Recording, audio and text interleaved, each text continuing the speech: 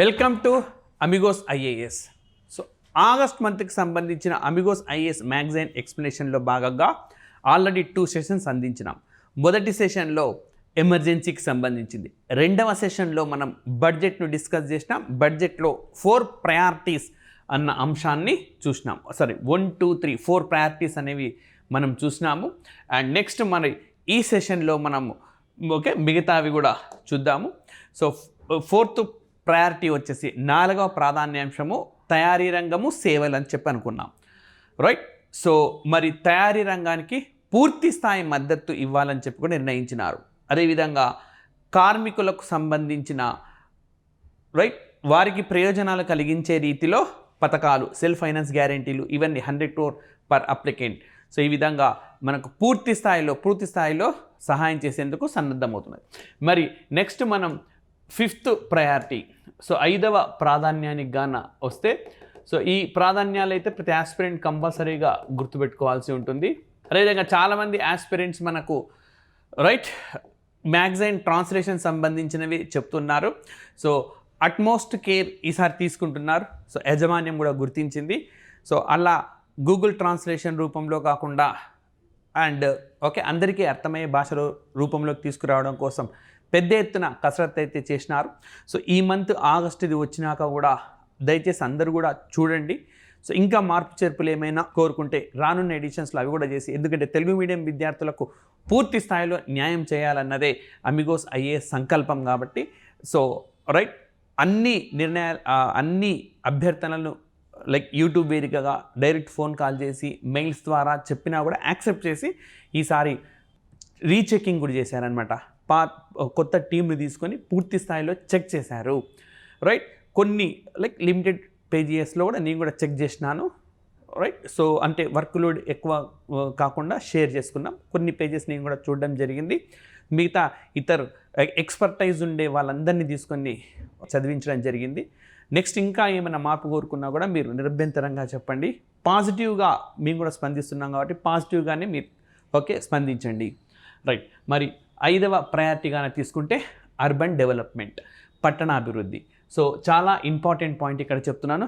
PM Awas Yojana urban 2.0 దీన్ని యాక్చువల్గా కొత్త ప్రభుత్వం ఎన్నిక కాగానే, అంటే నరేంద్ర మోడీ నేతృత్వంలో 3వసారి ప్రభుత్వం ఎన్నిక కాగానే గృహ నిర్మాణానికి సంబంధించిన నిర్ణయమే కీలకంగా తీసుకున్నారు.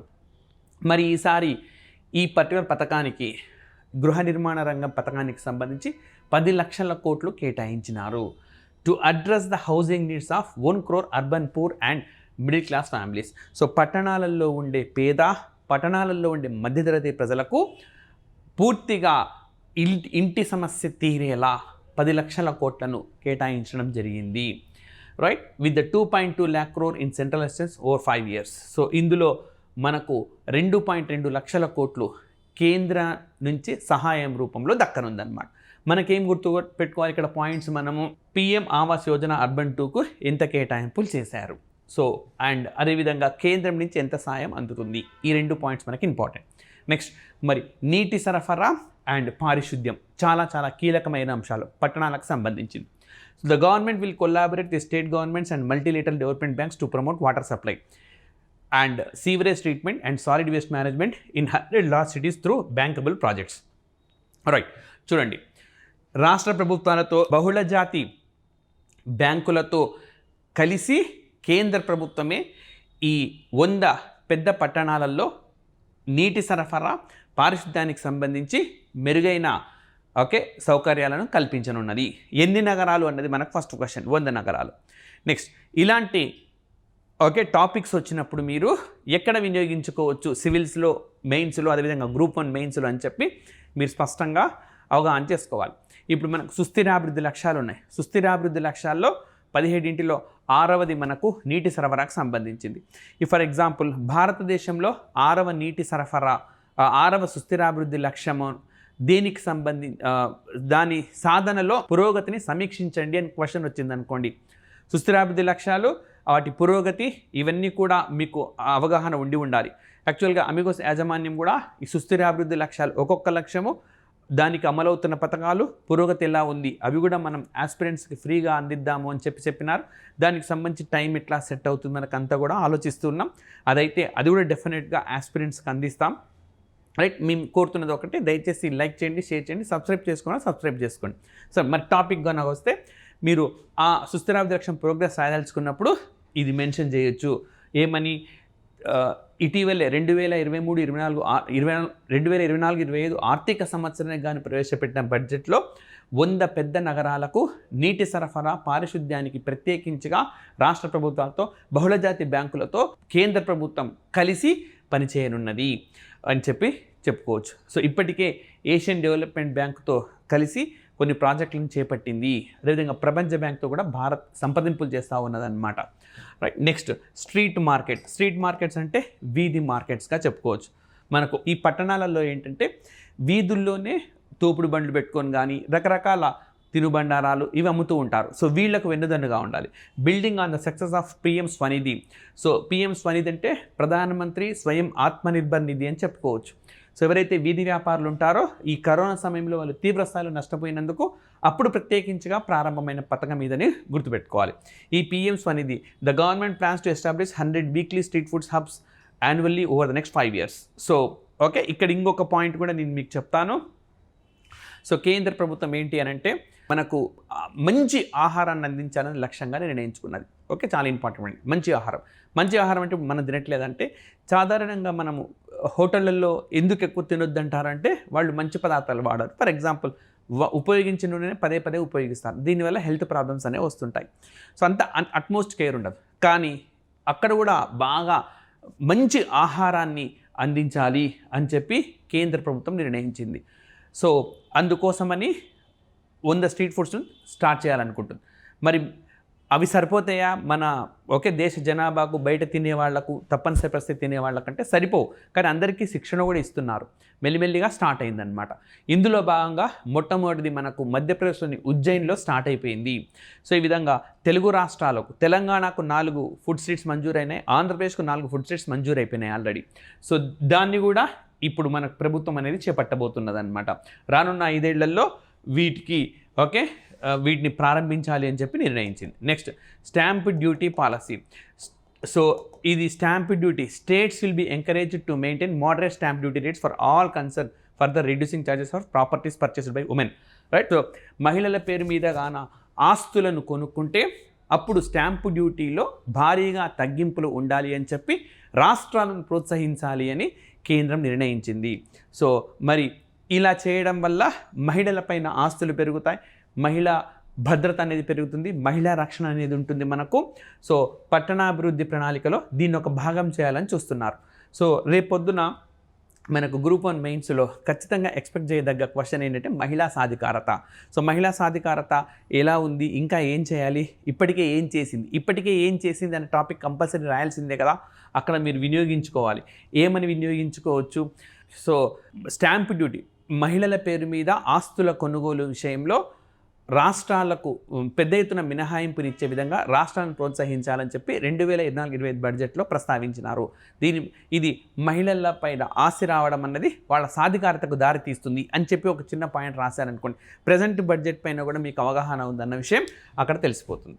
అండ్ నెక్స్ట్ వచ్చేసి మనకు ట్రాన్సిట్ ఓరియంటెడ్ డెవలప్మెంట్, అంటే పరివర్తన దిశగా ఉండే అభివృద్ధి అన్నమాట. Formulation of transit oriented development plans and strategies to implement and finance 14 large cities and above 30 lakh population. So 14 అతిపెద్ద నగరాలు, ఎక్కడైతే మనకు 30 లక్షల జనాభా మించి ఉన్నదో అలాంటి వాటిల్లో ఒక 14 నగరాల్లో పరివర్తనతో కూడిన ఒక అభివృద్ధి. ఎలాంటి పరివర్తన?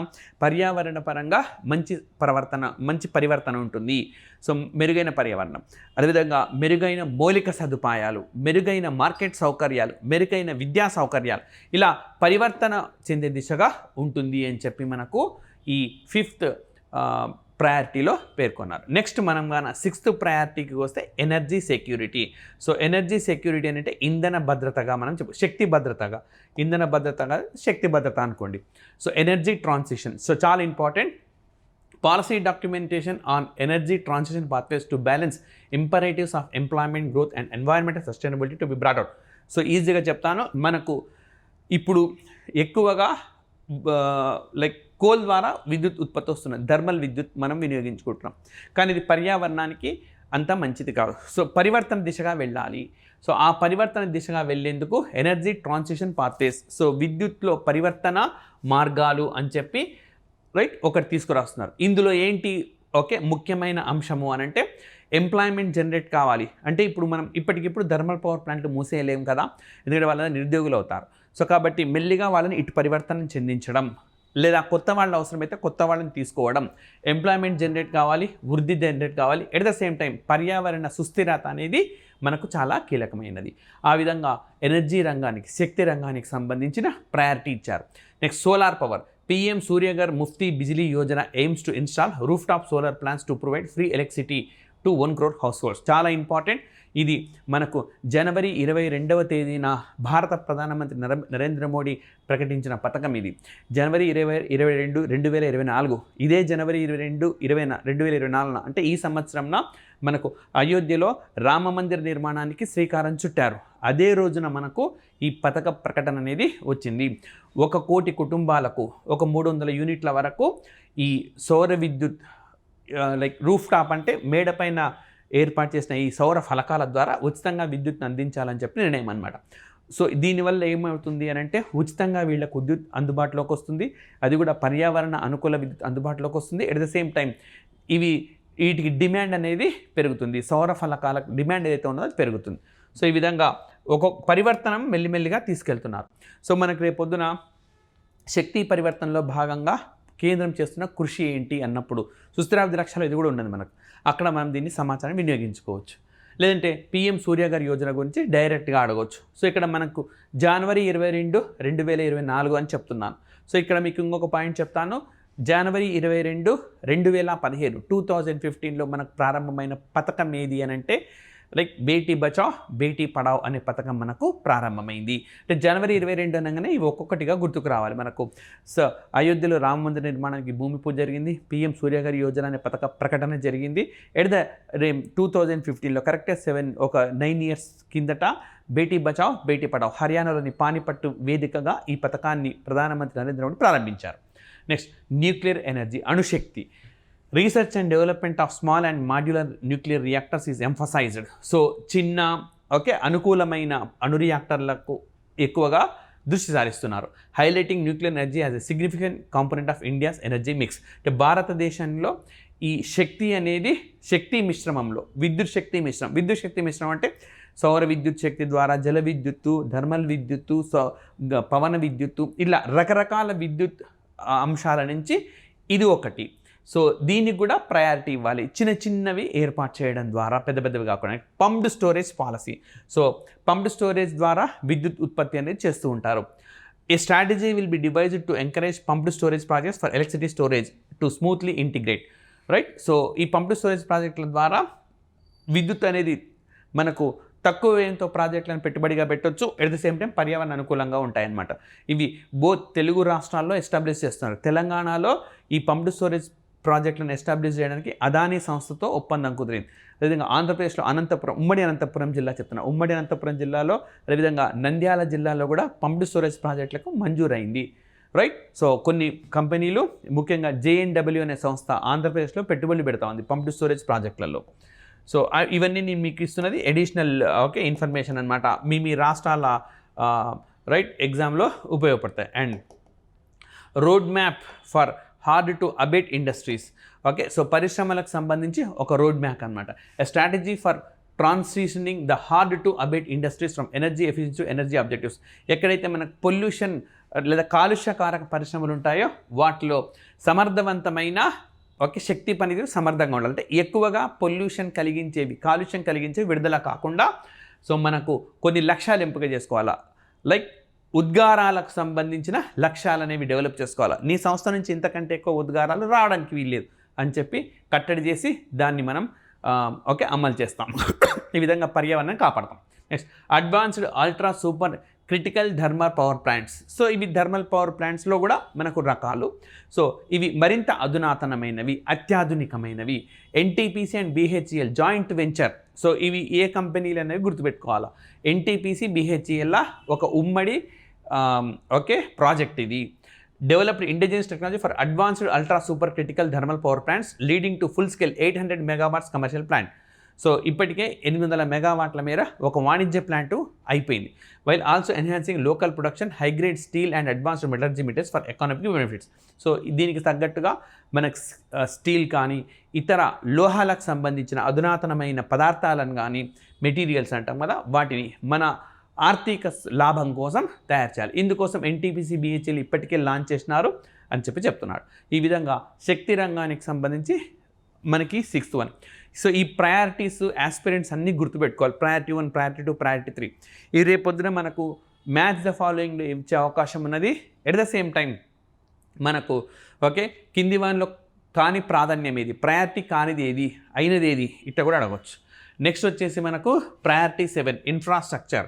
సో అంటే మౌలిక సదుపాయాలకు సంబంధించి. సో చాలా ఇంపార్టెంట్ మనకి ఈ సంవత్సరము రైట్. క్యాపిటల్ ఇన్వెస్ట్మెంట్ అంటే మూలధనానికి పెట్టుబడి 11,11,111 కోట్లు. ఈజీ గుర్తుపెట్టుకోవచ్చు, అన్ని వన్సే. 11,11,111 crore ఇది క్యాపిటల్ ఎక్స్పెండిచర్, మూలధనం. సో మరి ఈ మూలధనం మొత్తము మన జీడిపిలో 3.4% ఉంది. ఈ రెండు ఫిగర్స్ని కంపల్సరీగా ఆస్పిరెంట్స్ గుర్తుపెట్టుకోవాలి. ఈజీ గుర్తుపెట్టుకోవచ్చు, అన్నీ ఒకట్లే ఉన్నాయి. ఇక్కడేమో 3 + 1 4, సో 3.4. సో ఈ విధంగా 3.4 ఆఫ్ జీడిపి. మరి infrastructure investment by state governments provision of 1.5 lakh crore for long term interest free loan support states in infrastructure investment. ఏవైనా రాష్ట్రాలు మూలధనంలో అంటే ప్రాజెక్టులు కట్టడం కానీ, పాఠశాలలు, ఆసుపత్రులు, ఇవంతా మనకు అసెట్ క్రియేట్ అవుతాయి. ఇలా ఏవైనా మూలధనానికి సంబంధించిన పెట్టుబడులు పెట్టాలనుకుంటే రాష్ట్ర ప్రభుత్వాలకు 1.5 లక్షల దీర్ఘకాల రుణాన్ని ఇస్తారు, ఇంట్రెస్ట్ ఫ్రీ తోటి. అంటే వడ్డీ అనేది వాటికి ఉండదు. అంటే మేము ఒక హాస్పిటల్ కట్టుకుంటాం లేదా ఒక ప్రాజెక్ట్ కడతాం, సో తీసుకోండి, ఇంట్రెస్ట్ ఏమి ఇవ్వము, ఇంట్రెస్ట్ ఏం ఛార్జ్ చేయము, తీసుకోండి. దీర్ఘకాలంలో అంటే మీరు చాలా లైక్ ఫర్ ఎగ్జాంపుల్ ఇప్పుడు మీరు 10,000 రూపాయలు లోన్ తీసుకున్నారనుకోండి, మీరు 2 నెలల్లో కట్టాలంటే నెలకు 5,000 కట్టాలి. అలా కాకుండా మీరు 10 సంవత్సరాల్లో కట్టండి అంటే సంవత్సరానికి 1,000 కట్టాలి. సంవత్సరానికి 1,000 అంటే నెలకు మీకు చూస్తే మహా అంటే ఒక 80 రూపాయలు అవుతుంది. అది ఈజీ కదా మనకి. సో అట్లా అన్నమాట. తక్కువ ఓకే దీర్ఘకాలంలో మీకు ఈ రుణం అందుబాటులో ఉంటుంది. నెక్స్ట్ ప్రధానమంత్రి gram Sadak Yojana phase 4. So గ్రామాలను జాతీయ రహదారికి అనుసంధానం చేయాలి. మరి జాతీయ రహదారి సమీపంలో లేకపోతే లైక్ దగ్గరగా ఏ గ్రామం అయితే ఉందో జాతీయ రహదారికి అనుసంధానమై దానికి కలపాలి. ఫర్ ఎగ్జాంపుల్ ఏ అనే గ్రామంలో మనకు జాతీయ రహదారి కావాలి, కానీ ఏకు చాలా దూరం ఉందనుకోండి జాతీయ రహదారి, బి అనే ప్రాంతం నుంచి అయితే జాతీయ రహదారి ఉంది ఈజీగా, బట్ ఏకి బీకి అనుసంధానం చేయాలి. ఏ నుంచి జాతీయ రహదారికి వెళ్ళాలంటే ఏ నుంచి బీకి వెళ్ళి బి నుంచి నేషనల్ హైవేకి వెళ్ళిపోతాడు. సో ఇది phase 4, 4వ ఫేజ్. ఇది వాజ్పేయి ప్రధానమంత్రిగా ఉన్న కాలంలో ప్రవేశపెట్టింది. So will be launched to provide all weather connectivity to 25,000 rural habitations due to population growth. So మనకు అన్ని రకాల వాతావరణాల్లో అనుకూలంగా ఉంటాయన్నమాట. సో ప్రయాణించేందుకు అనుకూలంగా ఉండేది. సో 25,000 గ్రామీణ ఆవాసాలకు అందుబాటులోకి తెస్తారు, రైట్. సో ఎందుకనంటే అక్కడ కూడా జనాభా పెరుగుతూ ఉన్నది, వారి అవసరాలు కూడా తీర్చాలి. Next irrigation and flood control. So అంటే నీటిపారుదల, అట్ ద సేమ్ టైం మనకు వరద నియంత్రణ. For Bihar under the accelerated irrigation benefit programme AIBP అంటాం కదా. సో మనకు and other sources 11,500 crore will be allocated. So ఎంత అమౌంట్ కేటాయించినారనంటే 11,800 కోట్లు. సో ఇది మనం జస్ట్ గ్లాన్స్ చేయాలి, ఎందుకంటే లైక్ జాతీయ స్థాయిలో కాదు, ఒక రాష్ట్రానికి పైగా మనం ఆ రాష్ట్రం కాదు, జస్ట్ గ్లాన్స్ చేసి గుర్తుపెట్టుకోండి. సో ఇంత అలొకేట్ చేస్తారు for project like Kosi Mechi intrastate and 20 other schemes including barrages, river pollution abatement and irrigation. So వీటన్నిటికి కూడా సో ఇస్తున్నారు. Additionally financial assistance will be provided to Assam, ఇక్కడ గుర్తుపెట్టుకోవాలి కంపల్సరీగా, Assam, Himachal Pradesh, Uttarakhand and Sikkim for flood management, landslides and related projects. So మరి ఏ 3 రాష్ట్రాలకి ఇస్తున్నారు అని అడుగుతాడు. అస్సాం, హిమాచల్ ప్రదేశ్, ఉత్తరాఖండ్, ఈ 3 రాష్ట్రాలకి, సిక్కిం 4 రాష్ట్రాలకి. అస్సాం, హిమాచల్ ప్రదేశ్, ఉత్తరాఖండ్ అండ్ సిక్కిం ఈ 4 రాష్ట్రాలకి. ఎందుకంటే వరద నియంత్రణ, అదేవిధంగా కొండ చర్యలు విరిగిపడము అండ్ సంబంధిత ప్రాజెక్టులు ఇక్కడే ఎక్కువగా మనకు ఉంటాయి.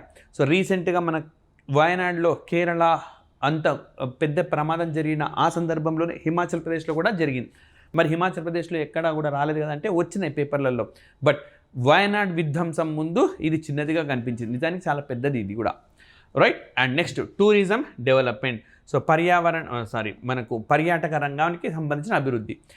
ద విష్ణుపాద్ టెంపుల్ అండ్ చాలా ఇంపార్టెంట్ ఇక్కడ మనకు Vishnupad temple and Mahabodhi temple in బీహార్లో ఉండే విష్ణుపాద దేవాలయం, మహాబోధి దేవాలయం. సో ఈ రెండింటిని ప్రపంచ స్థాయిలో అత్యుత్తమమైన పర్యాటక ప్రదేశాలుగా తీర్చిదిద్దున్నారు. అదేవిధంగా కాశీ విశ్వనాథ్ కారిడార్, సో ఉత్తరప్రదేశ్లో, రైట్. అండ్ అదేవిధంగా రాజ్గిర్, నలంద, వీటితో పాటు ఒరిస్సాలోని ఇంపార్టెంట్ సైట్స్ ఏవైతే ఉంటాయో వాటన్నిటిని కలిపి డెవలప్ చేసేందుకు ప్రత్యేకంగా శ్రద్ధ తీసుకుంటారు.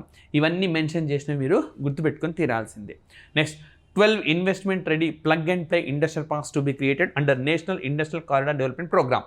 సో జాతీయ పారిశ్రామిక నడవ అభివృద్ధి కార్యక్రమం. So national industrial corridor development programme అంటే జాతీయ పారిశ్రామిక నడవ అభివృద్ధి కార్యక్రమం. ఇందులో భాగంగా 12 ప్లగ్ అండ్ ప్లే ఇండస్ట్రియల్ పార్కులు పెడతారు. మరి ప్లగ్ అండ్ ప్లే అంటే ఏంటి? ప్లగ్ అండ్ ప్లే అని అంటే మీరు నేరుగా వచ్చి బిజినెస్ చేయొచ్చు, సదుపాయాలని రెడీగా ఉంటాయి. ఫర్ ఎగ్జాంపుల్ ఒక ఇన్స్టిట్యూట్ పెట్టాలి అని అనుకున్నాను. సో ఏం చేయాలి, నాకు మినిమంగా బోర్డు కావాలి, చైర్స్ అనేవి కావాలి, ఫ్యాన్స్ ఉండాలి, లైట్స్ ఉండాలి. సో ఇవి దిస్ ఎనఫ్. సో ఇప్పుడు నేను హాల్ చూసుకోవాలి, ముందుగా ఇవన్నీ కొనుక్కోవాలి. అట్లా కాకుండా వీళ్ళు రెడీగా పెడతారు అనమాట. ప్లగ్ అండ్ ప్లే అంటే ఇవన్నీ రెడీగా పెడతారు, వెళ్ళి మనం స్టార్ట్ చేసుకోవడమే క్లాసెస్. సో ఆ విధంగా అంటే అన్నీ సంసిద్ధంగా ఉన్నాయి, మీరు వచ్చి స్టార్ట్ చేయడమే. మీరు ఛార్జ్ చేయాలంటే ఏం చేయాలి? ప్లగ్ ఉండాలి. ప్లగ్ ఉన్నప్పుడు ప్లగ్లో మీరు ఛార్జర్ని ఇన్సర్ట్ చేసి మీ ఫోన్కి కనెక్ట్ చేయడం ద్వారా ఛార్జ్ అవుతుంది. ఆ ప్లగ్ లేకుంటే ఏం చేస్తారు? ప్లగ్ కోసం వెతుక్కోవాల్సి ఉంటుంది. సో అలా కాకుండా వెతుక్కోవాల్సిన అవసరం లేకుండా ఇది కల్పిస్తున్నారు. సో ప్లగ్ అండ్ ప్లే అంటారనమాట. సో ఈ విధంగా మనకు ఈ అంశం కూడా ఇందులో ప్రశ్నించారు. తెలంగాణలో కూడా ప్లగ్ అండ్ ప్లే అనేది పార్క్ ఉన్నది. సో విజయవాడకి వెళ్ళే దారిలో ఈ ప్లగ్ అండ్ ప్లే పార్క్ని తెలంగాణలో ఆల్రెడీ ఇంట్రడ్యూస్ చేశారు. ఆంధ్రప్రదేశ్లో కూడా విశాఖపట్నంలో ప్లగ్ అండ్ ప్లే పార్క్ని ప్లాన్ చేశారు. So next union finance minister proposes 8 new measures to support for promotion of MSMEs. So సూక్ష్మ లఘు సంస్థలను ప్రోత్సాహకానికి 8 రకాల అంశాలను ప్రస్తావించినారు. సో ఇవి క్రెడిట్ గ్యారంటీ స్కీమ్, సో గతంలో ఉన్నదే, ఇది దాదాపుగా 100 crore ప్రపోజ్ చేశారు. అదేవిధంగా PSBs to develop new and independent assessment model for providing credit to ఎంఎస్ఎంఈలకు రుణాన్ని అందివ్వడానికి ఇప్పటిదాకా ఉన్న ప్రమాణాలు ఏవైతే ఉన్నాయో వాటిని మరొకసారి పబ్లిక్ సెక్టార్ బ్యాంక్స్, ప్రభుత్వ రంగ బ్యాంకులు సమీక్షిస్తాయన్నమాట.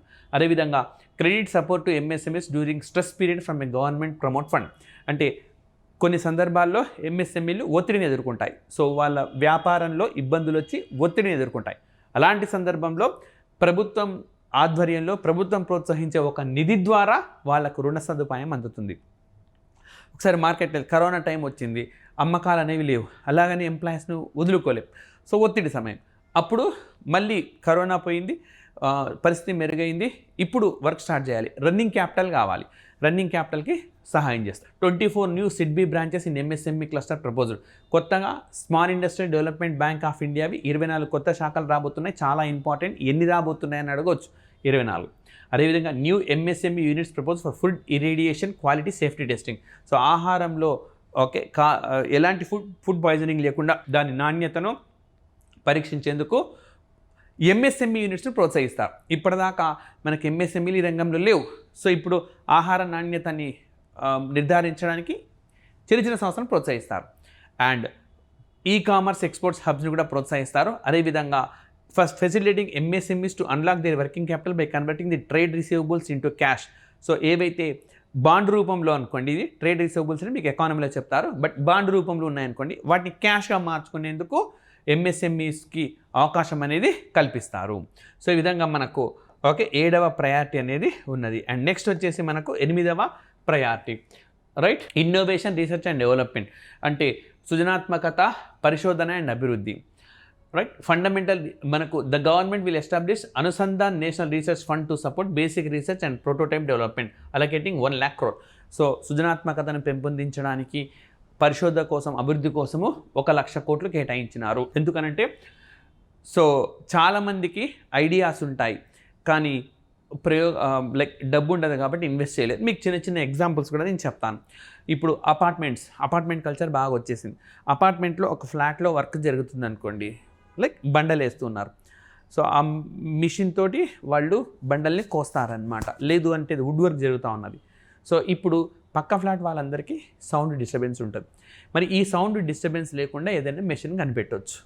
ఇప్పుడు ఒక ఇంజనీరింగ్ చదివిన స్టూడెంట్కి ఐడియా ఉంటుంది, కానీ ఇన్వెస్ట్మెంట్ లేదు, రీసెర్చ్ చేయడానికి వేదిక లేదు.